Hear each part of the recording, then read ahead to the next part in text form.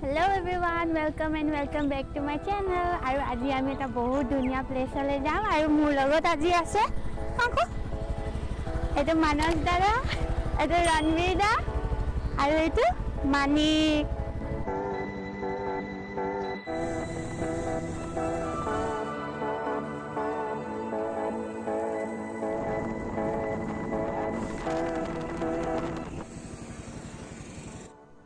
এতিয়া আমি এইটো গেটেৰে সোমাব লাগিব সৰলপাৰা যাবৰ কাৰণে।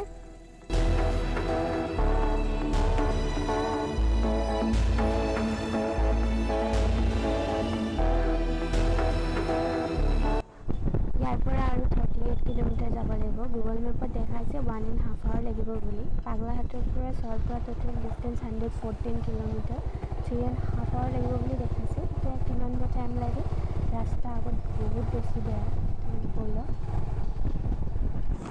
চাৰিওফালে পুৰা জংঘল আৰু একো নাই।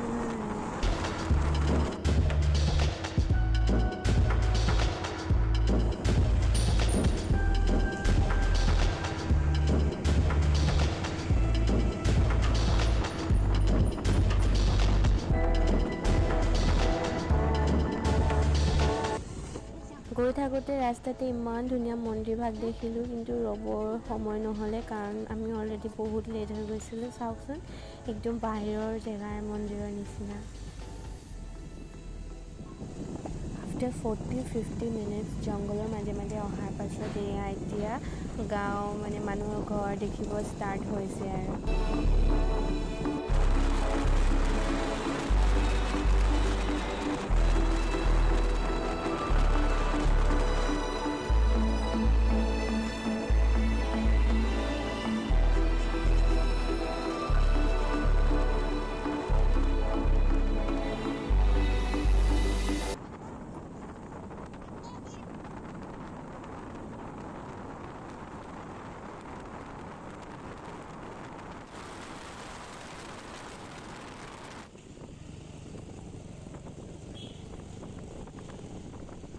এইফালে যাব লাগিব,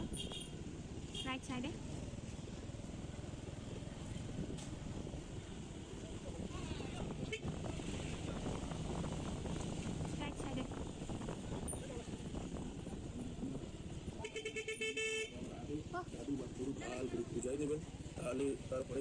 ইয়াতে অহাৰ পাছত আপোনাৰ বেলেগ এটা ভাইবে পাব। এনেকুৱা লাগিব যেন আপুনি অসমত নাই, অসমৰ বাহিৰত ক'ৰবাত গৈ আছে। স্পেচিয়েলি এই ৰোড ছাইড ৰিভাৰ ষ্ট্ৰীমটো এনি টাইম ইমান ক্ৰিষ্টেল ক্লিয়াৰ পানী আহিয়ে থাকে। লগতে এই ফ্লেগবিলাক, তাৰ লগতে ইয়াৰ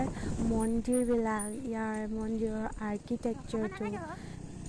বহুত বেছি ধুনীয়া। আৰু স্পেচিয়েলি ইয়াৰ ঘৰবোৰৰ আৰ্কিটেক্সাৰটো আপোনাৰ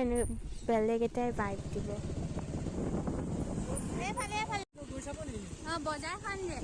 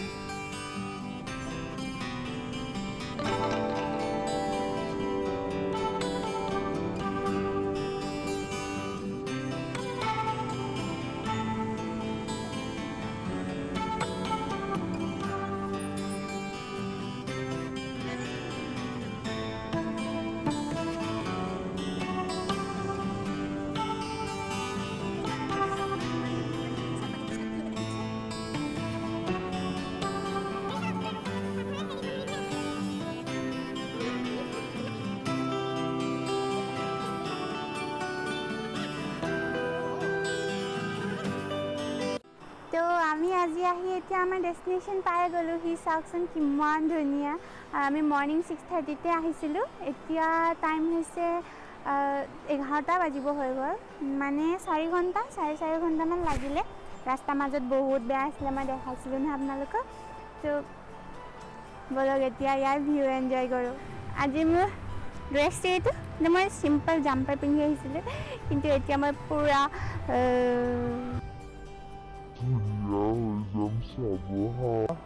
মই একচুৱেলি ঠাণ্ডা কাৰণে এইটো পিন্ধি আহিলোঁ তলত একচুৱেলি মই বেলেগ ড্ৰেছ পিন্ধি কিনে আহিছোঁ ৰ'ব এক ছেকেণ্ড ৰ'ব দেখাই আছোঁ বহুত গৰম পৰিছে পূৰা ৰ'দ হৈছে আহোঁতেতো পূৰা ঠাণ্ডা আছিলে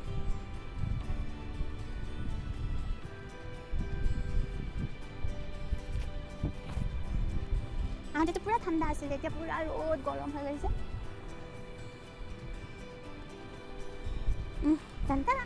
তো এইটো ড্ৰেছটো যদি আপোনালোকৰ ভাল লাগিছে ন মই ইয়াৰ লিংক মই মোৰ ডেছক্ৰিপশ্যন বক্সত দি ৰাখিম মই এইটো মিন্ত্ৰাৰ পৰা অৰ্ডাৰ কৰিছিলোঁ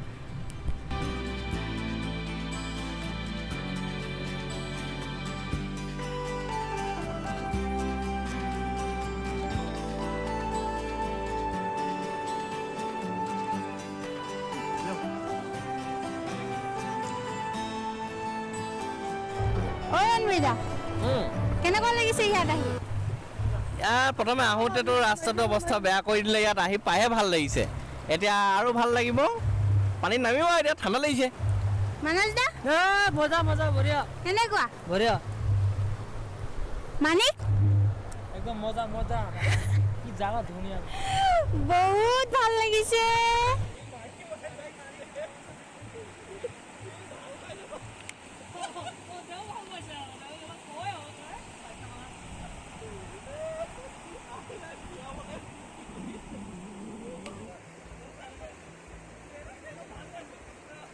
তো মই এতিয়া ড্ৰেছ চেঞ্জ কৰি ল'লোঁ আৰু এতিয়া যাম পানীত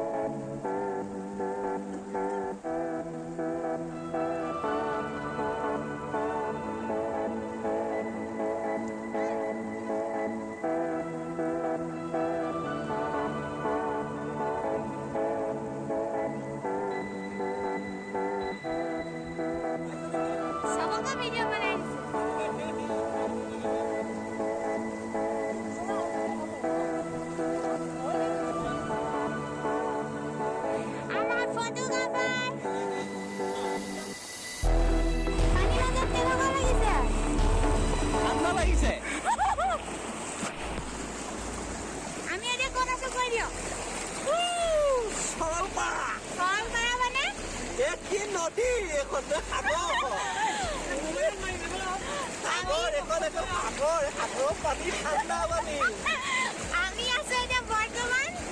ইণ্টাৰনেশ্যনেল বৰ্ডাৰ আমি আছো আইসল্যান্ড ঠান্ডা বাল ইন্টারন্যাশনাল বর্ডার আছে আমি international border India Bhutan border আছে পাহাড়টো দেখিলে আপুনি গম পাব ভুটান এফালে সোমাই যাব আমি প্ৰথম যে ইণ্ডিয়া বৰ্ডাৰত আছো ইয়াত যদি আপোনালোকৰ কাৰোবাৰ আহিবলৈ মন যায় এদিন ইয়াত সময় কটাব পাৰে আৰু মনটো ফ্ৰেছ কৰিব পাৰে ৰিফ্ৰেছ কাৰণে ইয়াত আহিব পাৰে এটা ভাল পৰিৱেশ ইয়াৰ এটা মনোমোহা পৰিৱেশ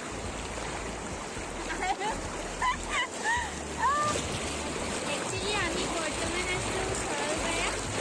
ইণ্ডিয়া আৰু ভূটান বৰ্ডাৰ হয় এইটো কোকৰাঝাৰ ডিষ্ট্ৰিক্টত আছে আৰু বহুত ট্ৰেণ্ডিঙত আছে আপোনালোকে হয়তো বহুতে দেখিছে চাগে আৰু এইটো মোৰ ছেকেণ্ড টাইম হয় ফাৰ্ষ্ট টাইম আহিছিলোঁ আমি 14 ফেব্ৰুৱাৰী ভেলেণ্টাইন ডে'ত আহিছিলোঁ তেতিয়া ইমান ভাল লগা নাছিলে কাৰণ তেতিয়া ঠাণ্ডা ঠাণ্ডা নাছিলে ন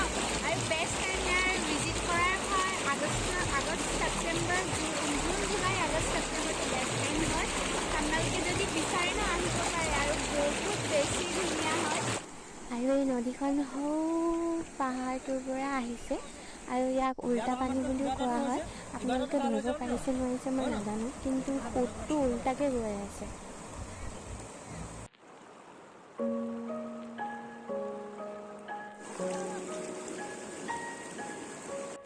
আপোনালোকৰ যদি ইয়াত বহি আমনি লাগে তেতিয়াহ'লে ৰক ষ্টেকিং বনাব পাৰে এইটো আমি বনালোঁ মানিকাৰমত